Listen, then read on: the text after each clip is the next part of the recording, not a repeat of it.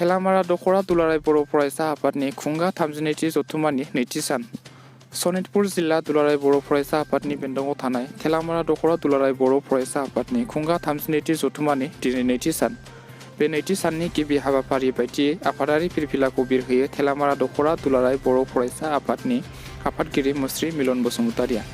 हाबाफारि बायदियै मुंख्लं खाम्फायाव बिबार बावजेनग्रोयो थेलामारा दखरा दुलाराय बर' फरायसा आफादनि लेङाइ आफादगिरि फारियै मुस्रि बिपुल बसुमतारि आरो मुस्रि रुपन बरमहलिया बिथांमोना। बेलासे 1 रिंगानिफ्राय जागायनाय गेवलां मेलखौ बेखेवना होयो थेलामारा दखरा दुलाराय बर' फरायसा आफादनि गायसनगिरि आफादगिरि मुस्रि बुद्धि मोसाहारि बिथाङा। गेवलां मेलाव गाहाय आलासि महरै बाहागो लायो LKD कलेजाव बर' बिफाननि गाहाय बिबुंगोरा डक्टर तुलन मोसाहारि बिथाङा।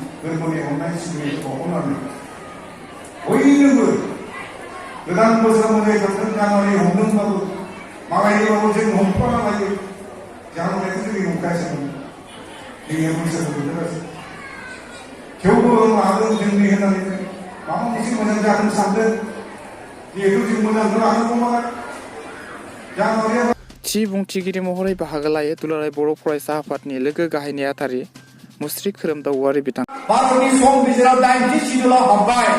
जेब्ला 8थि सिदुलाव जायगा मोनो भारतनि 22था राव, बे रावजों समान अधिकार बर' रावा एसामिस, बेंगलि, तामिल गासिबो तेलुगु, मालायालम बयजोंबो समान समान जोंनि रावा समान मोनथाय मोनो।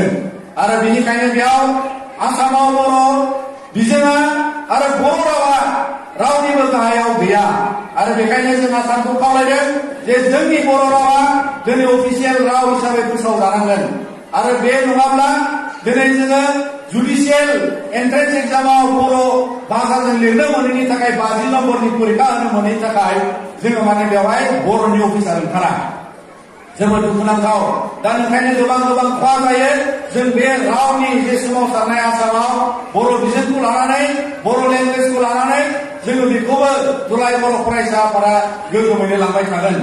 दा बेजों लोगोसे मोनसे राजनितिनि जे मोनसे जोंनि थासारि, जोंनि राजनिति अधिकारनि जे मोन्दांथि, गोबाव समनिफ्राय जोङो जि आन्दोलनखौ नुबाय दिनै गोबां मुंख्लं जानायनि उनाव दिनैसिमबो जोंनि जे सोमावसारनाया दाबो जोबा जाबाय दा बेनि थाखाय दा बड'लेण्ड सोमावसारनायनि जे थासारियाव जोंनि राजनिति अधिकारनि थाखाय जोंनि बर'नि थामोनथानि थाखाय जि मोनसे जुजिनाय बे जुजिनाया दिनैसिमबो टेबोलाव दं आरो बे जुजिनाया दिनैसिमबो सावरायजानाय मोनसे थासारियाव दङ दा बेखायनो जोङो बे खौरांखौ होनो हायो जे दुलाराय बर' फरायसा आफादजों लोगोसे एनडिएफबि प्रग्रेसिभ आरो बेवहाय पिपल्स अर्गानाइजेशन कमिटि नोंथांमोननि मददआव जि सोमावसारनायखौ हादोर मैलो जोङो खालामदों आरो जि सोमावसारनायाव नोंथांमोननि ओनसोलनिफ्रायबो मुंख्लं आरो बिदिनो गासै 5,000निबो बारा बिथांमोना जिउ बावलांबाय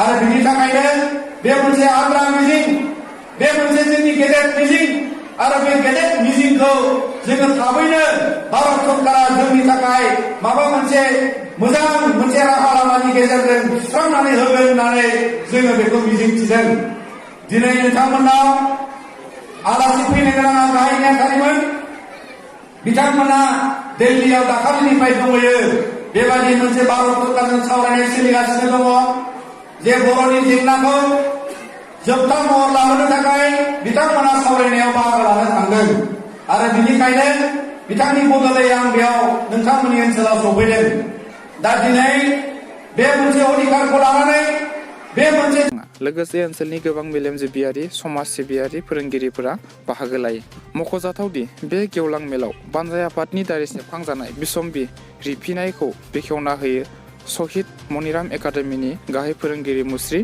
बाबुलि बर'आ आरो बे गेवलां मेलावनो बाहागो लायो रोजा रोजा फरायसाफोरा रादाबखौ दैथायहरदों सनितपुरनिफ्राय रुपम दैमारि।